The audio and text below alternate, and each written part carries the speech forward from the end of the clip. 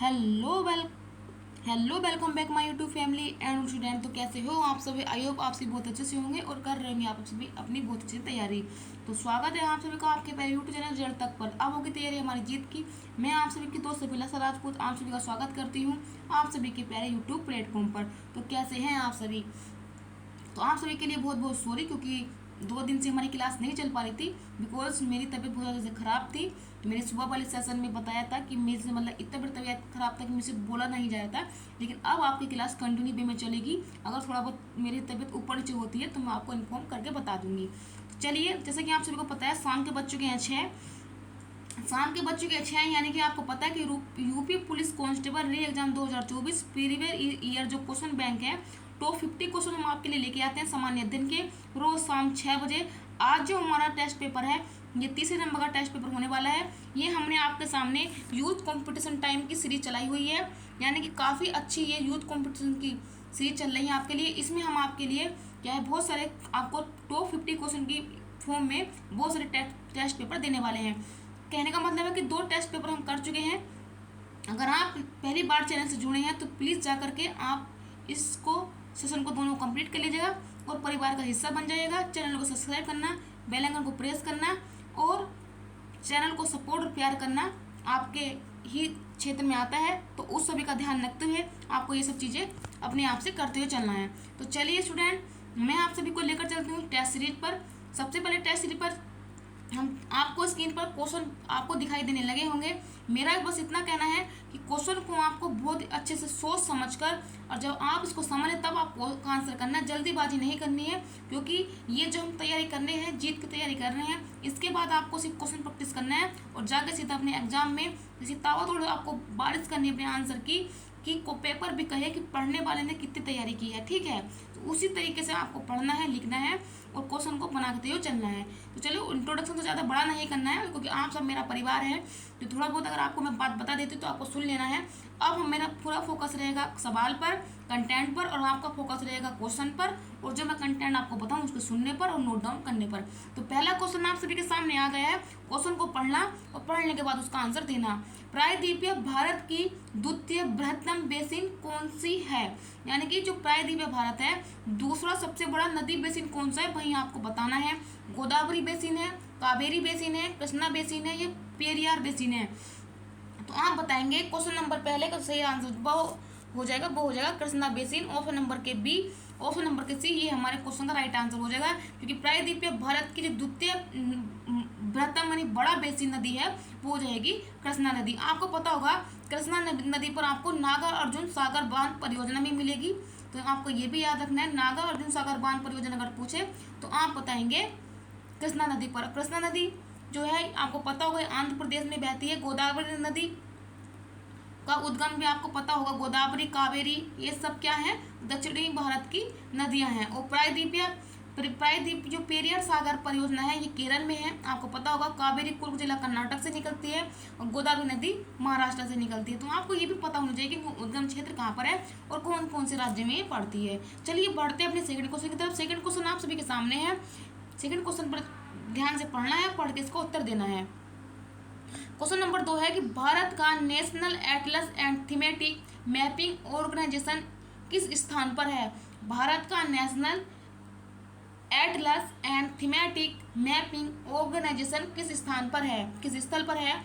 कोलकाता में है, देहरादून में है, हैदराबाद में है कि नई दिल्ली में है? तो क्वेश्चन नंबर 2 का करेंगे सही जवाब। तो आप बताएंगे दीदी हमारे क्वेश्चन का सही जवाब हो जाएगा ऑप्शन नंबर के, कहाँ पर है, कोलकाता में है। ऑप्शन नंबर के हमारे क्वेश्चन का सही जवाब हो जाएगा। तो दोनों क्वेश्चन के आंसर आप सभी को पता चल गए। क्वेश्चन नंबर 2 बहुत ही इंपॉर्टेंट है, क्योंकि ऑर्गेनाइजेशन से संबंधित हमारे एग्जाम में क्वेश्चन जरूर आता है। क्योंकि अगर आपने 18 के 17 के सिर्फ क्वेश्चन देखे होंगे तो वहाँ पर एक नए केंद्रीय या राज्य स्तर पर आपको अनुसंधान संस्थान पूछे गए थे। तो ये क्वेश्चन बनना एक अच्छा क्वेश्चन है, बन सकता है। चलिए नेक्स्ट स्लाइड पर चलते हैं। आप सभी का मन पसंदीदा क्वेश्चन जो आपको बहुत ज़्यादा से पसंद है वही क्वेश्चन आप सभी का वेट कर रहा है। तो जल्दी से क्वेश्चन को पढ़िए और मैचिंग आपको करनी है। सूची 1 को सूची 2 से मिलाना है। सूची 1 में दी है बीमारियां और सूची 2 में दी है फसलें, कि कौन सी बीमारी कौन सी फसल को होती है वही आपको सही मैच करके बताना है। तो जल्दी से मैच करिए और फटाफट इसका उत्तर करिए। तो आप बताएंगे क्वेश्चन नंबर 3 का जो सही मैच होगा तो तो ब्लैक रस्ट किस में हो जाता है, आप बताएंगे। ब्लैक रस्ट हो जाता है गेहूं में। स्टेम रोट कहाँ पर होता है, जल्दी से बताइए। स्टेम रोट होता है आपका चावल में। वाइट रस्ट कहाँ पर होता है, जल्दी से बताएंगे। तो वाइट रस्ट हो जाएगा आपका, ये होगा सरसों में। और अर्ली बस्टी जो हो जाएगा वो हो जाएगा गेहूं में। आपने अर्ली का मतलब होता है जल्दी, EARL अर्ली। पता है इसको अगेता रोग भी बोल देता है। अगर आप इसको अगेता रोग भी पढ़े होंगे कि अगेता पिछेता जो रोग होते हैं ना, तो ये रोग आलू से होते हैं। अगर इसका हिंदी फॉर्म में अगर लिख देता तो 100% आप अपने क्वेश्चन का आंसर बनाकर ले जाते। ठीक है, तो अर्ली का मतलब होता है जल्दी यानी कि अगेता, या आप उसको पछेता रोग भी बोल सकते हैं। तो हमारे क्वेश्चन को जो राइट आंसर बना, पहले का हो जाएगा चौथा, बी का हो जाएगा आपका 1, और सी का हो जाएगा आपका 2, और डी का हो जाएगा आपका 3, यानी कि 41 और 23 जहाँ पर आपको मिले उस ऑप्शन को कर देना क्लिक। तो ये मिलेगा हमको ऑप्शन नंबर 2 में। तो ऑप्शन नंबर के बी हमारे क्वेश्चन का सही आंसर हो जाएगा। तो आपको कृषि से संबंधित रोग बीमारी भी पता होने चाहिए। आई होप आप सभी ने इस क्वेश्चन का आंसर कर लिया होगा, समझ लिया होगा। अगर आपके लिए नया है तो साथ में चाहे तो आप इसका स्क्रीनशॉट भी अपने पास रख सकते हैं। चलिए नेक्स्ट स्लाइड पर मूव ऑन करेंगे। नेक्स्ट स्लाइड पर क्वेश्चन नंबर 4 आपका वेट कर रहा है। क्वेश्चन नंबर 4 है कि निम्नलिखित में से कौन सा खगोलीय पिंड है। निम्नलिखित में से कौन सा खगोलीय पिंड है, वही आपको बताना है। सूर्य है, चंद्रमा है, पृथ्वी है, क्या उल्का पिंड है। तो कौन से आपको खगोलीय पिंड लगते हैं, क्वेश्चन नंबर 4 का करेंगे सही जवाब। क्या तो आपका 1 है तथा 2, 1 2 तथा 3, 1 तथा 3, ये सभी। तो आप बताएंगे दीदी ऑप्शन नंबर के डी सभी हमारा राइट आंसर हो जाएगा। क्योंकि ब्रह्मांड में जितने भी तत्व हैं, जैसे पृथ्वी होगी, हमारे जुपिटर हो गए, हमारे जितने भी प्लेनेट हो गए या उल्का पिंड हो गए, वो सभी क्या है हमारे खगोलीय पिंड होते हैं। तो सूर्य, चंद्रमा, पृथ्वी और क्या है हमारा उल्का पिंड, ये सभी क्या है खगोलीय पिंड है। तो कहने का मतलब है कि हमारा ऑप्शन नंबर के डी हमारे क्वेश्चन का राइट जवाब बनेगा। क्वेश्चन नंबर 5 की तरफ बढ़ेंगे। कोडाई कनाल किस पर्वत श्रृंखला पर स्थित है। जो कोडाई कनाल है ये किस पर्वत श्रृंखला का हिस्सा है, वही आपको बताना है। पानी की पहाड़ी का है, नीलगिरी की पहाड़ी का है, अरावली पर्वत का है, कि इनमें से कोई नहीं। तो कोडाई कनाल से आप समझ गए होंगे कि ये तो दक्षिण भारत में पड़ती है। तो कहने का मतलब है ऑप्शन नंबर सी तो आपका पहले ही ऑटोमेटिकली कट हो गया होगा, और ऑप्शन नंबर डी आपने ये भी कट कर दिया होगा। अब आपके पास बचते हैं ऑप्शन नंबर के ए और ऑप्शन नंबर के बी। अगर आपको यहाँ क्वेश्चन का पूरा आंसर पता है तो आप अपने क्वेश्चन का आंसर बनाकर ले जा सकते हैं। तो आप बताएंगे दीदी क्वेश्चन नंबर 5 को सही जवाब बनेगा, वो बनेगा पानी की पहाड़ी। ऑप्शन नंबर के हमारे क्वेश्चन का राइट आंसर हो जाएगा। चलिए आगे की तरफ मूव ऑन करेंगे। तो ये हो गया हमारा, इस स्लाइड के क्वेश्चन हमारे कंप्लीट हो गए। नेक्स्ट स्लाइड पर चलते हैं कि स्लाइड नंबर 6 और 7 आपको क्वेश्चन न दिखाई दे रहे होंगे। तो क्वेश्चन को आपको ध्यान से पढ़ना है और पढ़ने के बाद इसका उत्तर करना है।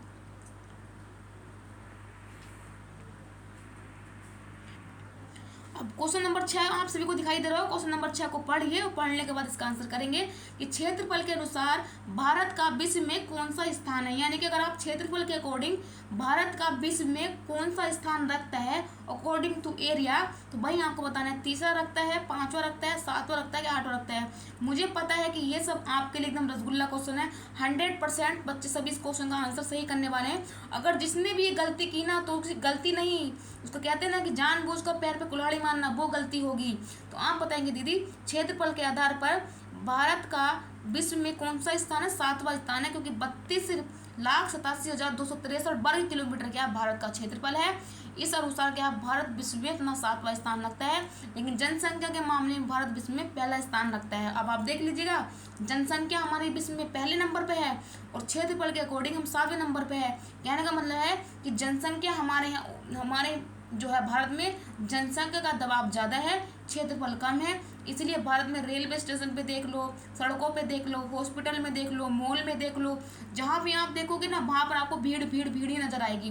क्योंकि क्षेत्रफल कम है, जनसंख्या ज़्यादा है, तो इसलिए भीड़ तो होगी ही होगी। नेक्स्ट क्वेश्चन पर चलते हैं। क्वेश्चन नंबर 7 है कि दक्षिण एशिया का सबसे बड़ा मरुस्थल कौन सा है। दक्षिण एशिया का सबसे बड़ा मरुस्थल आपको बताना है। थार का मरुस्थल है, टकला मकान का मरुस्थल है, गोबी मरुस्थल है। तो आप बताएंगे ऑप्शन नंबर के डी।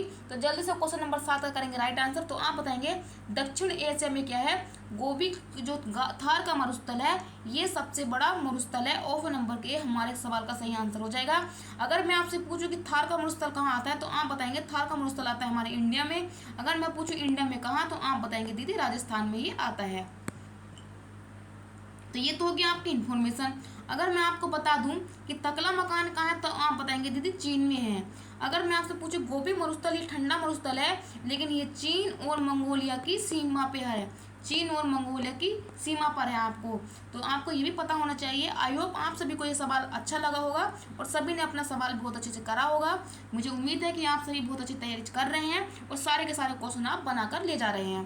क्वेश्चन नंबर 8 है कि भारत में राष्ट्रीय आय में सर्वाधिक योगदान किस क्षेत्र का है। यानी कि भारत में जो राष्ट्रीय आय होती है उसमें अपना सर्वाधिक भागीदारी करने वाला कौन सा क्षेत्र है, वही आपको बताना है। प्राथमिक क्षेत्र है, तृतीय क्षेत्र है, द्वितीय क्षेत्र है, क्या इनमें से कोई नहीं। तो क्वेश्चन नंबर 8 का सही जवाब हो जाएगा तृतीय क्षेत्र। यानी कि आपको पता होगा तृतीय क्षेत्र को बोल देते हैं सेवा यानी कि सर्विस।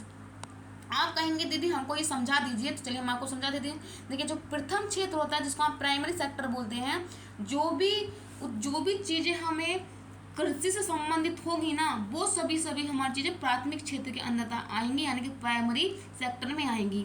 द्वितीय में मतलब हो जाएगा सेकेंडरी सेक्टर में, कि जो भी मान लीजिए जैसे कि गन्ना कहाँ से संबंधित है, कृषि से, तो गन्ना जाएगा हमारा प्राथमिक सेक्टर में। अगर मैं पूछी चिन्नी से, हमने गन्ने से बनाई चिन्नी, तो वो हो जाएगा, यानी कि हमने किया उसका मैन्युफैक्चरिंग, तो वो हो जाएगी हमारी द्वितीय सेकेंड सेक्टर में। और वही अगर चीनी की पैकिंग करने के बाद हमने उसको भेज दिया रिटेलर को, बड़े बड़े गोदामों को, बाहर इंडिया से एक्सपोर्ट कर दिया या बाहर बेच दिया, तो वो हमने दे दी सेवा, तो वो चला जाएगा हमारा टर्सरी सेक्टर। तो इस प्रकार से आप समझ सकते हैं प्राथमिक सेक्टर, प्राथमिक, द्वितीय, तृतीय किस प्रकार से होते हैं। लेकिन भारत में सर्वाधिक राष्ट्रीय आय में जो योगदान देने वाला सेक्टर वो हो जाएगा आपका टर्सरी यानी कि तृतीय क्षेत्र। ऑप्शन नंबर के बी हमारे क्वेश्चन का सही जवाब है। नेक्स्ट क्वेश्चन नंबर 9 पर आते हैं। निम्नलिखित में से किसने राज्य को एक आवश्यक बुराई माना है। यानी कि निम्नलिखित में से जो ये दिए हैं ऑप्शन कि राज्य को एक आवश्यक बुराई माना है, वो आपको बताना है। आप बताएंगे जेरेमी बेंथम ने, टॉम पेन ने, जेम्स मिल ने, कि जे.एस. मिल ने। तो राज्य को किसने एक आवश्यक बुराई माना है। क्वेश्चन नंबर 9 का जो सही जवाब बनेगा, तो आप बताएंगे दीदी हमारे क्वेश्चन नंबर 9 का सही जवाब बनेगा ऑप्शन नंबर के बी, टॉम पेन ने क्या राज्य को एक आवश्यक बुराई माना है। ऑप्शन नंबर 9 का राइट आंसर हो जाएगा ऑप्शन नंबर के बी। आई होप आप सभी को ये क्वेश्चन बहुत अच्छे लग रहे होंगे, काफ़ी आपको समझ में भी आ रहा होगा और काफ़ी आप अपना अच्छा प्रदर्शन भी कर रहे होंगे। चलिए नेक्स्ट चलते हैं। क्वेश्चन नंबर आपके सामने 10 है कि ब्याज की वह दर जिस पर बैंक अपने पसंदीदा ग्राहकों को ऋण देता है वह क्या कहलाती है। यानी कि बैंक की ब्याज की वह कौन सी रेट होती है जिस पर बैंक अपने पसंदीदा ग्राहकों को ऋण यानी कि ब्याज देता है, ऋण देता है, उधारी देता है, उसको क्या कहते हैं। हॉट मनी दर बोलते हैं, रेपो दर बोलते हैं, मुख्य ऋण दर बोलते हैं, कि कॉल मनी दर बोलते हैं। तो क्वेश्चन नंबर 10 का जो सही जवाब हो जाएगा वो बोलेंगे मुख्य ऋण दर उसको बोलते हैं। ऑप्शन नंबर के सी हमारे क्वेश्चन का सही जवाब हो जाएगा। मूव ऑन करेंगे नेक्स्ट क्वेश्चन पर। रेणुका झील किस राज्य में स्थित है वही आपको बताना है। तो क्वेश्चन नंबर 11 का ऑप्शन है आपके सामने त्रिपुरा में है, हिमाचल प्रदेश में है, पंजाब में है, क्या केरला में है। तो रेणुका झील कौन से राज्य में अवस्थित है वही आप बताएंगे। तो आप कहेंगे ऑप्शन नंबर के बी हिमाचल प्रदेश में की रेणुका झील है। अगर मैं आपसे रेणुका झील से पूछूं कि भारत की सबसे छोटी रामसर साइट वो कौन सी है, तभी भी आप जवाब देंगे दीदी रेणुका झील जो हिमाचल प्रदेश में है वो भारत की सबसे छोटी क्या है, रामसर साइट है। और रामसर कन्वेंशन कहाँ पर हुआ था, ईरान के रामसर में हुआ था, तभी उसको रामसर कन्वेंशन भी बोल देते हैं। और 2 फरवरी को हम वेटलैंड डे भी मनाते हैं। तो आप सभी को जानकारी जानकर बहुत अच्छा लगा होगा। अगर आपको अच्छा लग रहा है तो प्लीज़ लाइक जरूर कीजिएगा, सब्सक्राइब कर लीजिएगा और बेल आइकन पर बने रहिएगा। चलते हैं अगले सीरीज पे जो आपको नेक्स्ट क्वेश्चन नंबर 12 दिखाई दे रहा है, क्वेश्चन को पढ़िए और पढ़ने के बाद इसका आंसर कीजिए, क्योंकि जो आंसर आप सभी के सामने आया है वो सवाल मैं आपको पहले करा चुकी हूँ। तो आपका दायित्व बनता है कि आप इसको राइट आंसर करेंगे। संविधान सभा की प्रारूप समिति के सदस्यों की संख्या कितनी थी। आप बताएंगे 5 थी, 7 थी, 11 थी या 15 थी। तो क्वेश्चन नंबर 12 का सही जवाब बनेगा वो बताएंगे 5, यानी कि इसमें कुल मिलाकर के 5 सदस्य थे, 1 प्लस के 6, यानी कि 1 इसमें अध्यक्ष थे और 6 क्या थे, अन्य सदस्य थे। अगर मैं आपसे पूछूं प्रारूप समिति के जो अध्यक्ष थे वो कौन थे, तो आप बताएंगे B.R. अम्बेडकर जी क्या थे, प्रारूप समिति के अध्यक्ष थे। तो आपको ये भी चीज़ याद रखनी है। नेक्स्ट क्वेश्चन नंबर 13 आपके सामने है कि निम्नलिखित में से कौन समवर्ती सूची का विषय है, यानी कि आपको क्या है कौन करेंट लिस्ट का आपको सब्जेक्ट बताना है। विवाह तथा तलाक, जन स्वास्थ्य, देश की प्रतिरक्षा या मुद्रा बैंकिंग। तो क्वेश्चन नंबर 13 का सही जवाब बनेगा, आप बताएंगे विवाह तथा तलाक क्या है। ये समवर्ती सूची यानी कौन करेंट लिस्ट का हिस्सा है। इस पर क्या राज्य और केंद्र दोनों मिलकर के कानून बना सकते हैं, क्योंकि कौन करेंट लिस्ट ऐसी होती है जिस पर राज्य और केंद्र दोनों मिलकर के आपसी सहमति से अलग अलग होकर भी अपने अपने कानून बना सकते हैं। तो क्वेश्चन नंबर 13 का जो राइट आंसर बनेगा ये बनेगा हमारे ऑप्शन नंबर के ए। चलिए ये सभी चीज़ आपको समझ में आ गई होगी। नेक्स्ट स्लाइड पर चलते हैं। क्वेश्चन नंबर आप सभी के सामने है, क्वेश्चन को ध्यान से पढ़ना। क्वेश्चन नंबर 13 रिपीट हो गया है, इसका आंसर हो जाएगा विवाह तथा तलाक। तो ये आपका रिवीजन में आ गया। क्वेश्चन नंबर 14 पर चलेंगे। निम्नलिखित में से अनुच्छेद संसद के सचिवालय से संबंधित है। अनुच्छेद 100, अनुच्छेद 112, अनुच्छेद 101 या अनुच्छेद 98। तो कौन सा आर्टिकल संसद के सचिवालय से संबंधित है। तो क्वेश्चन नंबर 14 का सही जवाब हो जाएगा, वो हो जाएगा अनुच्छेद 98 क्या है, ये संसद के सचिवालय से संबंधित है। तो आप इसको याद रखेंगे। आर्टिकल 100 हमारे लिए बहुत ही इंपॉर्टेंट है। मान लीजिए संसद में अगर कोई भी बिल पारित होता है, जब उस पर बराबर मत डल जाते हैं तो क्या है, जो उसका अध्यक्ष होता है लोकसभा का अध्यक्ष, वो अपने मत का उपयोग कर सकता है। तो उसको हम बोलते हैं टाइम होने पर अध्यक्ष अपने जो मत का प्रयोग करता है, वो पावर उसको कौन से आर्टिकल में संविधान में दी गई है। तो आप बताएंगे आर्टिकल 100 में उसको यह पावर दी गई है। तो हमारे क्वेश्चन का सही आंसर बनेगा ऑप्शन नंबर के डी। चलिए मूव ऑन करेंगे नेक्स्ट स्लाइड पर। क्वेश्चन नंबर 15 और 16 आप सभी के सामने है। क्वेश्चन को ध्यानपूर्वक पढ़िए और पढ़ने के बाद इसका आंसर करेंगे। निम्नलिखित में से कौन सा कथन सत्य नहीं है, यानी कि आपको गलत सत्य कथन की पहचान करनी है। निगेटिव का उत्तर निगेटिव होता है, यही आप याद रखेंगे कि 3 प्रधानमंत्रियों की मृत्यु उनके पदावधि के दौरान हुई है। दूसरा है कि प्रथम उप प्रधानमंत्री सरदार वल्लभ भाई पटेल थे। ऑप्शन नंबर सी है सबसे अधिक उम्र के प्रधानमंत्री लाल बहादुर शास्त्री बने। कि सभी कथन सत्य है। तो निम्नलिखित में से कौन सा कथन सत्य नहीं है वही आपको बताना है। तो 15 का जो राइट आंसर बनेगा वो बनेगा ऑप्शन नंबर के सी, कि सबसे अधिक उम्र में बनने वाले प्रधानमंत्री लाल बहादुर शास्त्री नहीं थे।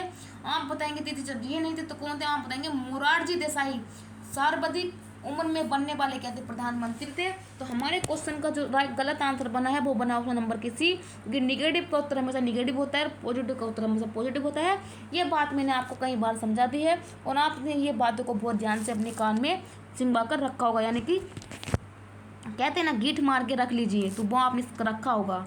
चलिए अब मैं लेके चलती हूँ आपको 16 क्वेश्चन की तरफ, कि संविधान के किस संविधान के किस संशोधन अधिनियम के तहत सिंधी भाषा को संविधान की 8वीं अनुसूची में शामिल किया गया था, वही आपको बताना है। 19वां संविधान संशोधन 1966 में हुआ था क्या, 21वां संविधान संशोधन 1969 में, 31वां संविधान संशोधन 1973 में, क्या इनमें से कोई नहीं। तो संविधान के किस संशोधन अधिनियम के तहत सिंधी भाषा को हिंदी की 8वीं अनुसूची में शामिल किया गया था। तो आप बताएंगे ऑप्शन नंबर के बी हमारे क्वेश्चन का सही जवाब हो जाएगा, क्योंकि 21वें संविधान संशोधन 1969 के द्वारा सिंधी भाषा को हमारे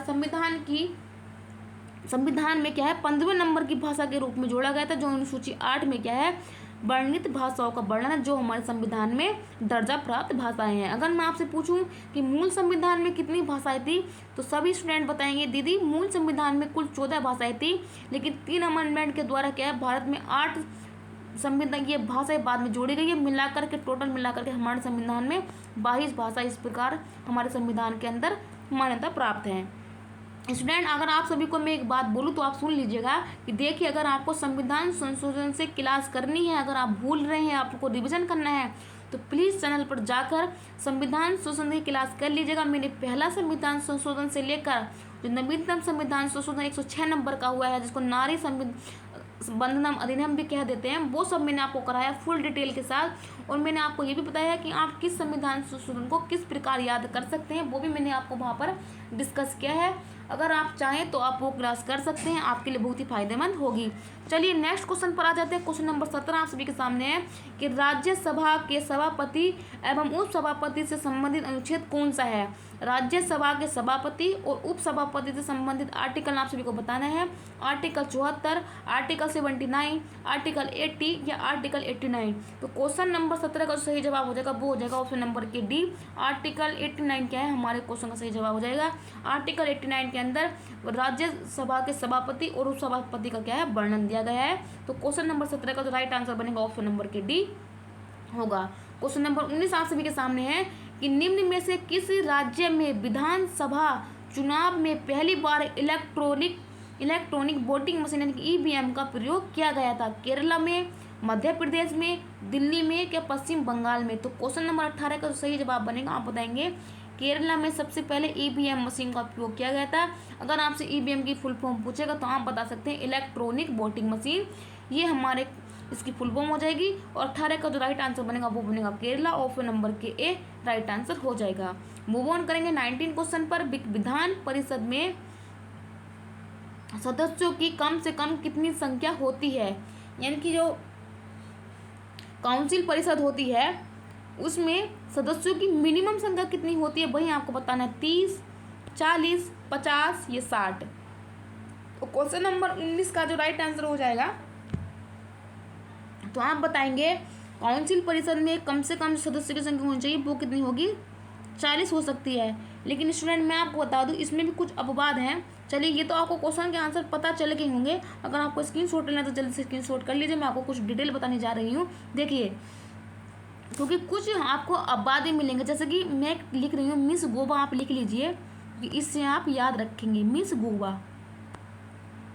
देखिए जो मिस है, मिस से बनेगा मिजोरम, सह से बनेगा सिक्किम और गे से बनेगा गोवा। तो आपको 40, 32 और 40 याद रखना है। यानी कि मिजोरम में विधान परिषद की 40 सीटें हैं, सिक्किम में 32 हैं, गोवा में भी 40 हैं। अगर आपसे पूछ ले कि सबसे न्यूनतम विधान परिषद की सदस्यों की संख्या सबसे कम किस राज्य में है तो आप बताएंगे सिक्किम में है। लेकिन अगर आपसे ये पूछ ले कि पौंडीचेरी में कितनी है तो सबसे कम क्या है? केंद्र शासित प्रदेश में। तो पौंडीचेरी में सबसे कम विधान परिषद की सीटें होंगी। तो आप सभी को ये आना चाहिए। चलिए मूव ऑन करेंगे नेक्स्ट स्लाइड पर।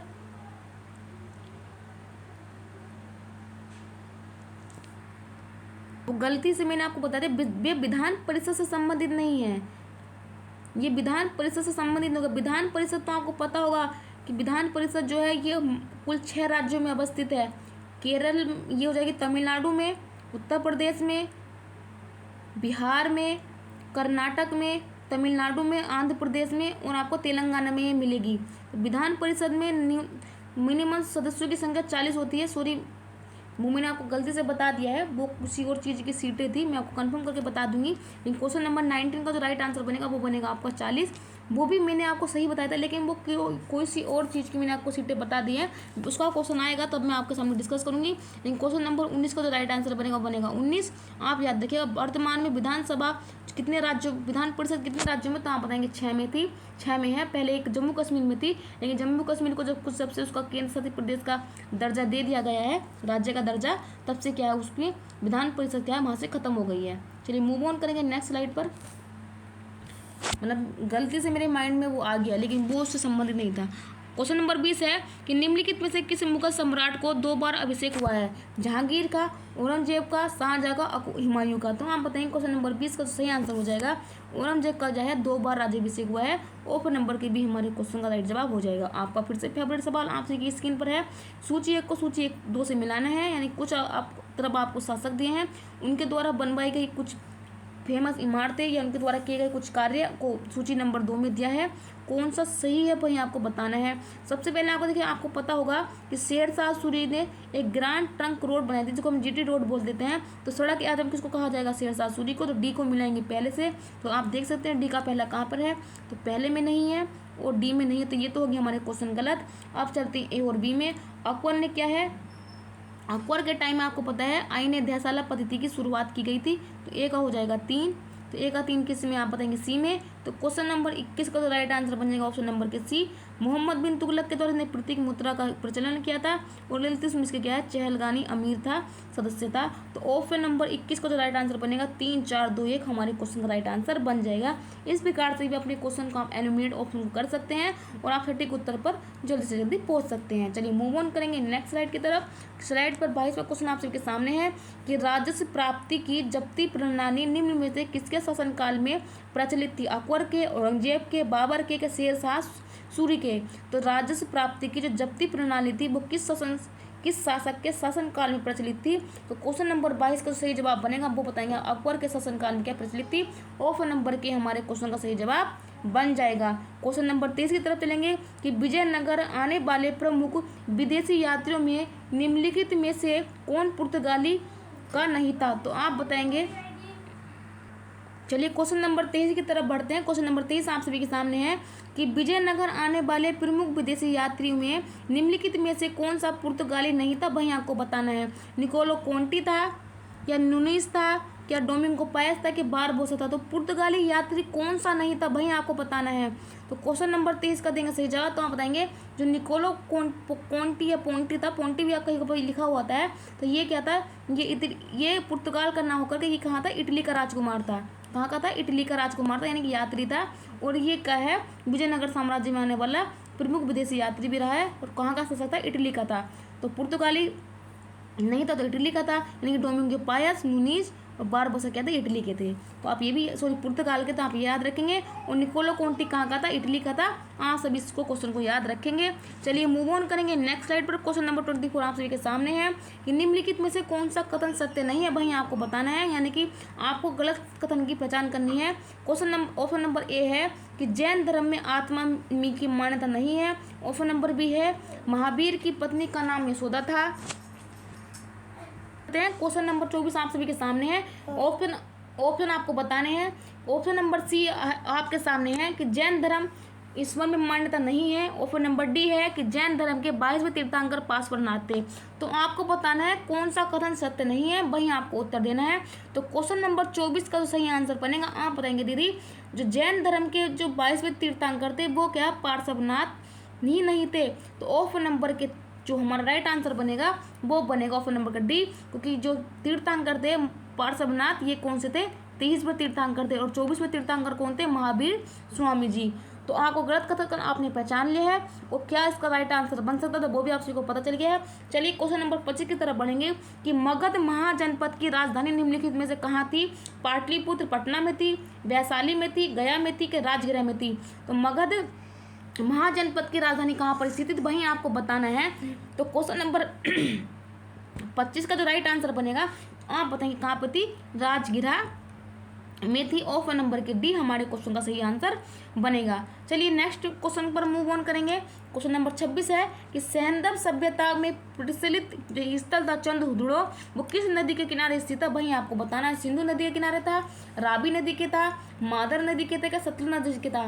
तो क्वेश्चन नंबर 26 का जो सही आंसर बनेगा आप बताएंगे जो प्रमुख सैंधव स्थल था चंद्रहुदड़ो वो था सिंधु नदी के किनारे पर स्थित था। तो ऑप्शन नंबर के हमारे क्वेश्चन का राइट आंसर बनेगा। चलिए बढ़ते हैं क्वेश्चन नंबर 27 की तरफ कि ऋग्वेद के परिच्छेदों को प्रयुक्त अगन्य शब्द निम्नलिखित में से किसके लिए प्रयोग किया गया है? फिर से आ गए हैं आपके लिए रसगुल्ला क्वेश्चन। तो मुझे पता है कि सभी के सभी इस पर टूट कर आंसर देने वाले हैं। तो क्वेश्चन नंबर 27 के जो ऑप्शन है शेर है, बकरी है, गाय है, कि कुत्ता है?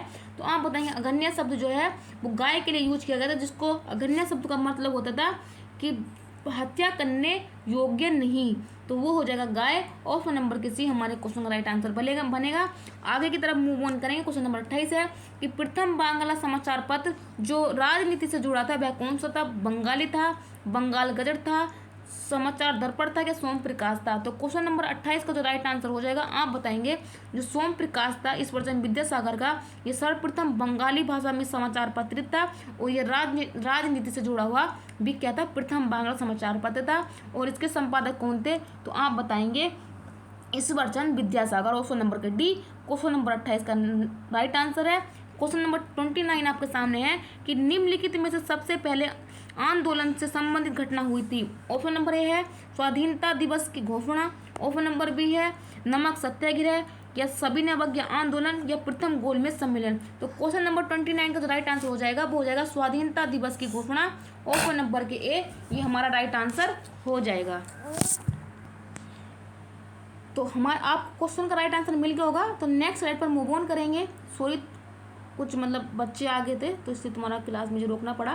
चलिए क्वेश्चन नंबर 13 है कि फ्लोरेंस नाइटिंगेल ने निम्नलिखित में से किसे भारत का उद्धारक की संज्ञा दी है? ये क्वेश्चन भी मैंने आप सभी को पिछली सीरीज में आपसे डिस्कस किया था जब फ्लोरेंस नाइटिंगेल क्वेश्चन वहाँ पर आया था, क्योंकि इनको क्या है सिस्टर कहकर उनको पुकारा गया था। तब मैंने आपको वहाँ पर कि भारत का उद्धारक इनने किस विदेशी जो ये अंग्रेज थे, जनरल गवर्नर था, उसको क्या भारत के उद्धारक की संज्ञा दी थी। वहाँ पर मैंने आपसे ये क्वेश्चन डिस्कस किया था। देख लीजिए, आज आपके प्रैक्टिस सेट यूपी पुलिस के यूथ कंपटीशन टाइम में दिया हुआ है, जो कि आपका PYQ है। कहते हैं ना कि ऑप्शन से अलावा जो भी टीचर है, मतलब आपने दीदी समझते हो, टीचर समझते हो, अगर वो कुछ आपको बताता है तो वो भी आपको अपने माइंड में या आपकी नोटबुक में नोट करना चाहिए। चलिए ऑप्शन पे चलते हैं। Lord Ripon, Lord Curzon, Lord Canning या लॉर्ड डफरिन।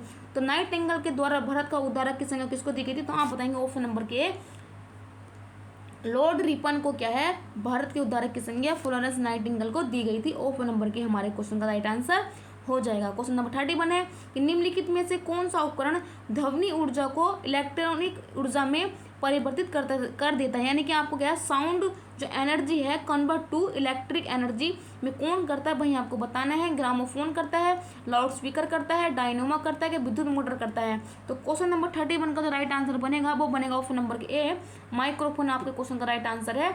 इसको आप याद रखेंगे। चलिए मूव ऑन करेंगे नेक्स्ट स्लाइड पर। क्वेश्चन नंबर 32 आप सभी के सामने है कि घरेलू विद्युत तार मूलतः किस श्रेणी में जुड़े होते हैं, जो कि आपके घर में जो फिटिंग होती है घरों में, वो फिटिंग कौन से क्रम में की जाती है, वही आपको बताना है। और यह क्वेश्चन तो बहुत ही फेमस क्वेश्चन है।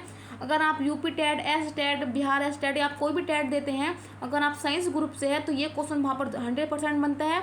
और ये क्वेश्चन क्या है, आपको वनडे एग्जाम में मिलेगा। यूपी पुलिस में अगर जीके जीएस से अगर आपको साइंस से पूछता है तो ये क्वेश्चन फिजिक्स से आपको बन जाएगा। तो क्वेश्चन नंबर 32 का बहुत ही एकदम जनरल लाइफ से जुड़ा हुआ सवाल है।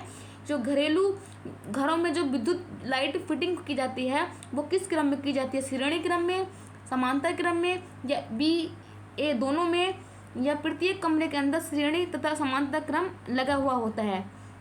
तो क्वेश्चन नंबर 32 का जो राइट आंसर हो जाएगा वो बताएंगे समांतर क्रम। ऑप्शन के हमारा 20 राइट हो जाएगा। मैं पूछूंगी कि आपने श्रेणी क्रम क्यों नहीं बताया। देखिए श्रेणी क्रम में क्या होता है, एक ही सीरीज में सारी की सारी क्या है, वायरें जुड़ी होती हैं। मान लीजिए ये हमारे पास कमरा नंबर A हो गया, ये हमारे पास कमरा नंबर B हो गया, और ये हमारे पास कमरा नंबर C हो गया। अब ये क्या है, श्रेणी क्रम में जुड़े हैं। मान लीजिए अगर यहाँ पर फॉल्ट हो जाता है तो यानी कि A की बिजली कट, B की भी बिजली कट और C की बिजली भी कट। आप कहेंगे दीदी हमको कोई श्रेणी क्रम का आप उदाहरण दीजिए, हम उससे समझेंगे, हमको ये समझ में नहीं आ रहा है। तो चलिए मैं आपको एग्जांपल भी दे देती हूँ। अगर आपने होली, दिवाली या कोई आप शादी विवाह के फंक्शन पर आपको पता होगा जो लाइटें लगाई जाती है, जिसमें कलरफुल लाइट लगाई जाती हैं, तो वो जो लाइटें होती हैं जैसे आप इसको लगा देते हैं, लाइटें से लगी होती हैं, झालर, जिसको झालर भी बोल देते हैं, तो ये श्रेणी क्रम में जुड़ी होती है। अगर आपको पता होगा अगर इसका एक भी बल्ब खराब हो गया तो पूरी की पूरी क्या है, माला खराब हो जाती है। इसको जितनी जो भी झालर होती है वो पूरी की पूरी खराब हो जाती है, क्योंकि वह श्रेणी क्रम में जुड़ी हुई होती है। इसलिए हमारे जो विद्युत घरों में जो हमारे घर होते हैं वहाँ पर समांतर क्रम में क्या है, लाइट फिटिंग की जाती है। अगर मान लीजिए किसी भी कमरे या किसी भी चीज़ में फॉल्ट हो जाता है तो अन्य कमरों में, अन्य जगहों पर लाइट अच्छे से चलती रहती है। तो ये तो आपको जनरल लाइफ से क्वेश्चन था। आई होप बहुत सारे बच्चों ने गलती की होगी और बहुत सारे बच्चों ने क्वेश्चन को राइट आंसर किया होगा। क्वेश्चन नंबर 33 है कि फोटोग्राफी में निम्नलिखित में से कौन से अम्ल का प्रयोग करते हैं, ऑक्जेलिक अम्ल का, फार्मिक अम्ल का, एसिटिक अम्ल का, या सिट्रिक अम्ल का।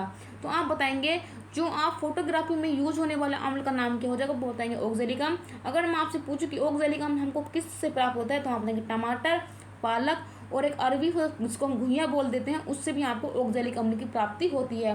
फार्मिक एसिड आपको बिच्छू और चींटी के डंग में मिल जाएगा। एसिटिक अम्ल आपको क्या है, ये सिरका और विनेगर से प्राप्त होगा। और जो साइट्रिक एसिड है ये आपको खट्टे फल नींबू से भी प्राप्त हो जाएगा। तो हमारे क्वेश्चन का जो राइट आंसर बनेगा वो बनेगा ऑप्शन नंबर के, ऑक्जेलिक अम्ल। चलिए मूव ऑन करेंगे नेक्स्ट स्लाइड पर।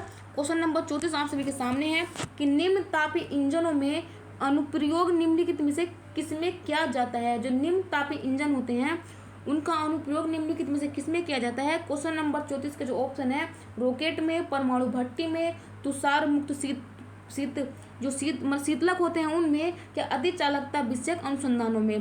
तो आपको बताना है जो निम्न तापी इंजनों का जो अनुप्रयोग है वो आप कहाँ पर करते हैं। क्वेश्चन नंबर 34 का जो राइट आंसर हो जाएगा वो आप बताएंगे। आप बताएंगे दीदी ये करते हैं हम रॉकेट में, यानी जब रॉकेट लॉन्चर करते हैं तो उसमें क्या क्रायोजेनिक इंजन का प्रयोग करते हैं। क्रायोजेनिक का मतलब होता है कि निम्न तापमापी, निम्न ताप के जो इंजन होते हैं वो आप क्या है रॉकेट में यूज करते हैं लॉन्चिंग के समय। क्वेश्चन नंबर 35 है कि क्रिस्टल की संरचना जानने के लिए निम्नलिखित में से किसको प्रयोग में लाया जाता है। यानी कि आपको अगर मैं आपसे पूछूं क्रिस्टल का मतलब जैसे समझ लिया, और आपको ओरिजिनल हीरा की पहचान करनी है कि ओरिजिनल हीरा है कि नकली हीरा है।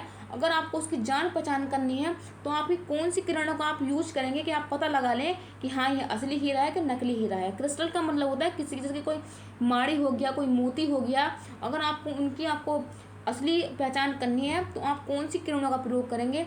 एक्सरे का प्रयोग करेंगे, दृश्य किरणों का प्रयोग करेंगे, यूवी रेस का प्रयोग करेंगे कि आप गामा रेस का प्रयोग करेंगे? तो क्वेश्चन नंबर 35 का सही जवाब बनेगा, आप बताएंगे जो एक्स किरणें होती हैं हम क्या है उनका प्रयोग करेंगे। और इससे यहाँ क्रिस्टल की संरचना किस प्रकार के वो आप जान सकते हैं। और एक्सरे किरणों की खोज किसने की थी? तो आप बताएंगे रोटजन के द्वारा क्या है एक्सरे रेज की क्या है खोज की गई थी। ऑप्शन नंबर के हमारे क्वेश्चन का राइट जवाब बन जाएगा।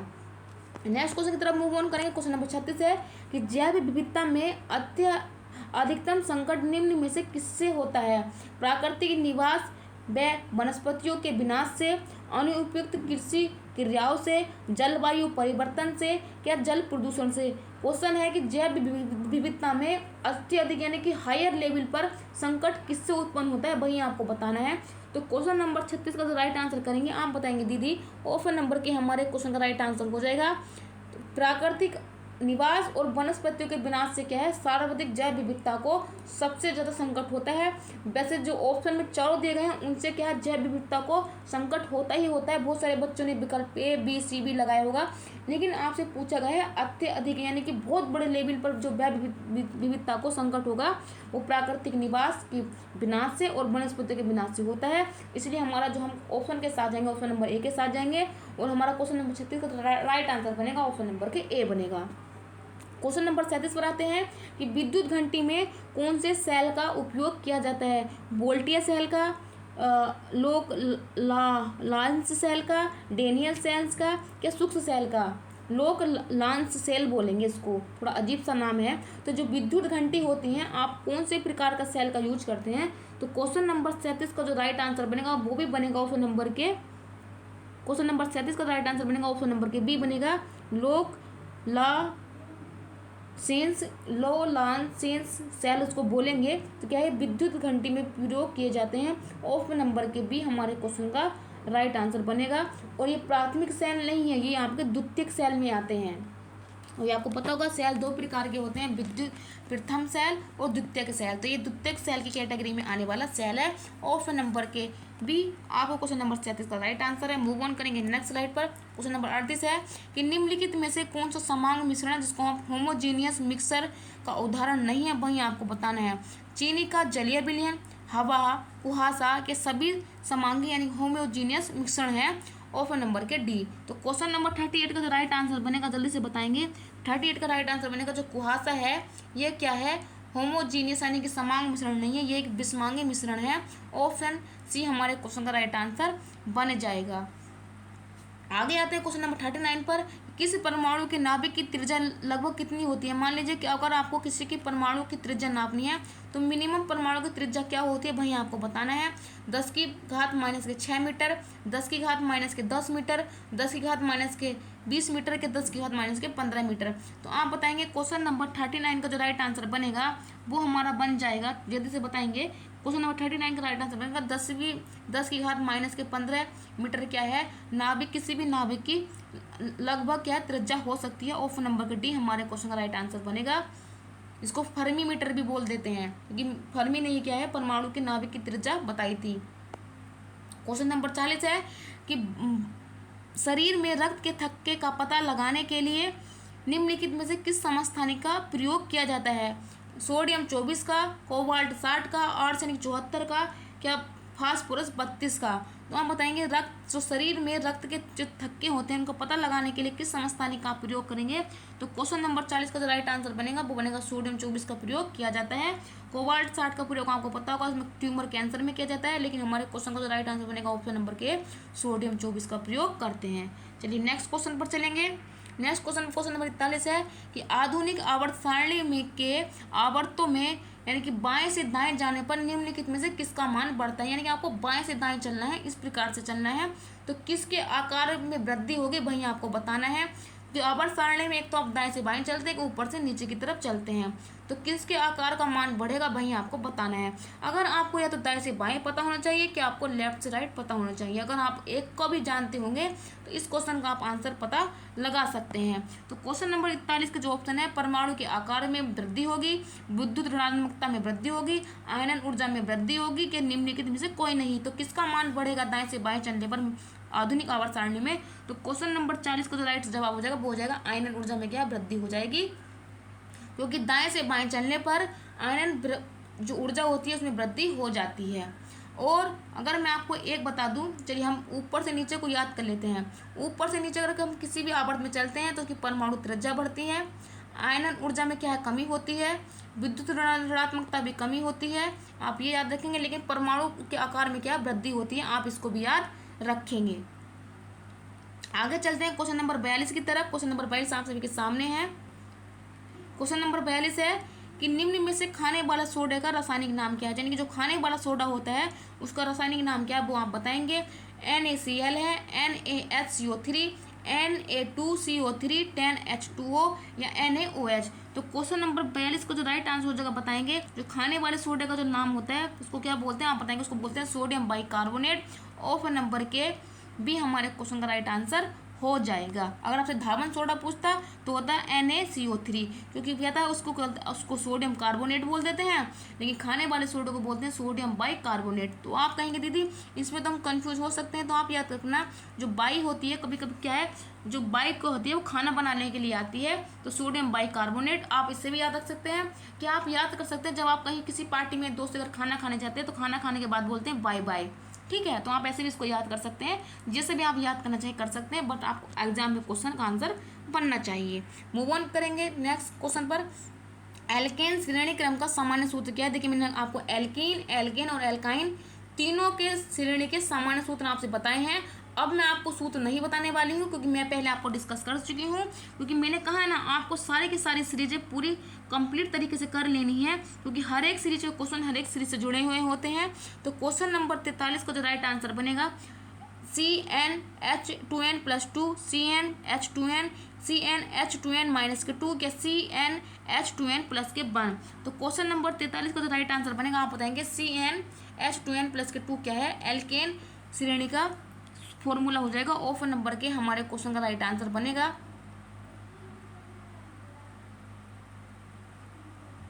आगे की तरफ चलेंगे।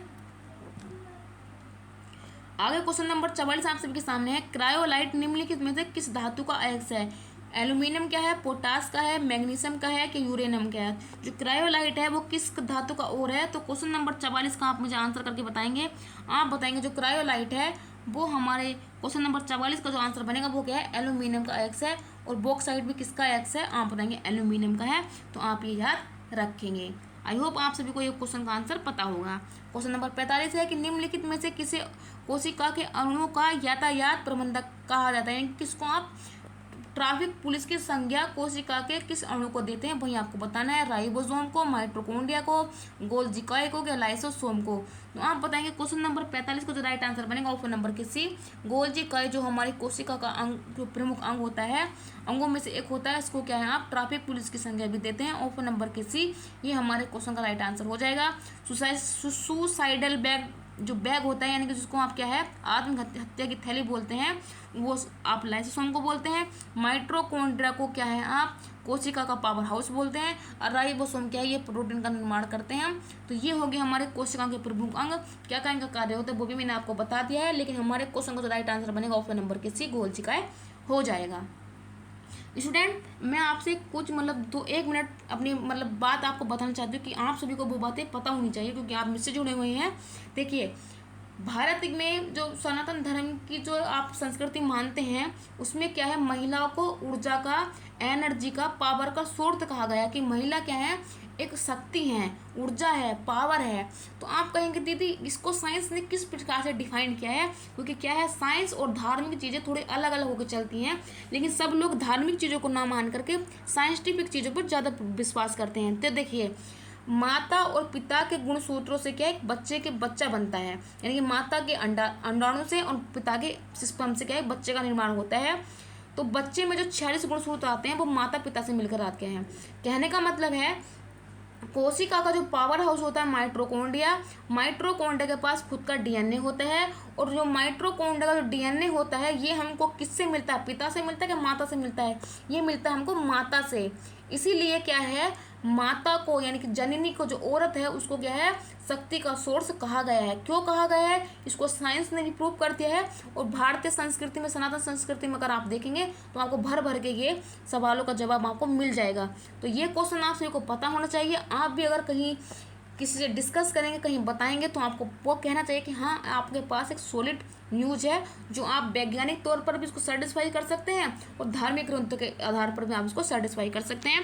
तो आई होप आप सभी के लिए नई जानकारी होगी और आपको जानकर बहुत ही अच्छा लगा होगा।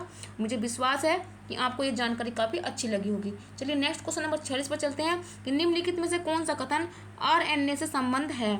इसमें राइबोज नामक शर्करा होती है, इसमें बेस थाइमिन की जगह यूरासिल आ जाता है, यह केंद्रक और कोशिका द्रव दोनों पाए जाते हैं। कि यह सभी कथन सत्य है। तो आरएनए में कौन सा कथन संबंधित सही है वही आपको बताना है। तो क्वेश्चन नंबर 46 के जो राइट आंसर बनेंगे इसमें क्या है, सभी कथन सत्य हो जाएंगे। ऑप्शन नंबर के डी हमारे क्वेश्चन का राइट आंसर हो जाएगा। चलिए मूव ऑन करेंगे नेक्स्ट स्लाइड पर। क्वेश्चन नंबर 47 और 48 आप सभी के सामने है। क्वेश्चन को पढ़िए और ध्यानपूर्वक इनका उत्तर दीजिए। चुकंदर में कौन सा वर्णीय लवक पाया जाता है, लाइकोपीन, कैरोटीन, बीटाटीन या इनमें से कोई नहीं। तो चुकंदर में कौन सा वर्णीय लवक पाया जाता है, क्वेश्चन नंबर 47 का राइट आंसर हो जाएगा बीटानीन। क्या है, चुकंदर में पाए जाने वाला क्या है, वर्णीय लवक है। ये हमारे क्वेश्चन का राइट आंसर हो जाएगा। कैरोटीन आपको गाजर में मिल जाएगा और लाइकोपीन आपको टमाटर में मिल जाएगा। क्वेश्चन नंबर 48 है कि निम्नलिखित में से किस में असूत्री विभाजन होता है। जीवाणु में होता है, नीलहरित शैवाल में होता है, अमीबा में होता है, अमीबा में, या इनमें से कोई नहीं। तो असूत्री विभाजन किस में होता है, क्वेश्चन नंबर 48 का राइट आंसर बनेगा ऑप्शन नंबर के डी। इनमें से सभी में क्या है, असूत्री विभाजन होता है। तो आप सब बताएंगे जीवाणु में भी होता है, नीलहरित शैवाल में भी होता है और अमीबा के अंदर भी होता है। तो ऑप्शन नंबर का डी हमारे क्वेश्चन का राइट आंसर बनेगा। मूव ऑन करेंगे नेक्स्ट स्लाइड पर। क्वेश्चन नंबर 49 है कि फ्लाई एग से प्रदूषण निम्न में से किसे होता है। जो फ्लाई एग से प्रदूषण होता है वो किसके द्वारा होता है वही आपको बताना है।